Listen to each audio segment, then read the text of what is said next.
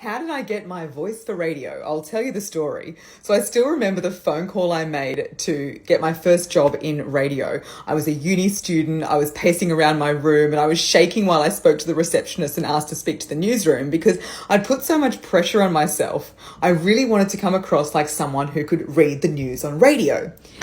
Anyway, so I'm pretty sure I said something like, "Hi, I'm Sally. I'm a journalism student." And the lovely news director, Rob was his name, said something like, "Hey Sal, you can speak in a normal voice, and yeah, come on in next week."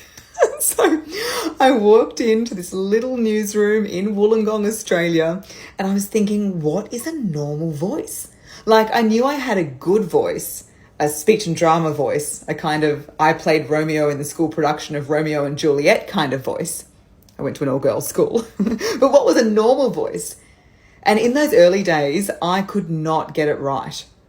I was too fast, then too slow, too posh, too casual, too heavy, too light. Like, it was always too something, and everybody had an opinion. Back before the rise of social media, a lot of people listened to the radio and had a lot of time to write strongly worded emails about this. What's your two when it comes to your voice? Have you been told, or do you think that you're too fast, too slow, too loud, too soft, too high-pitched, too low-pitched?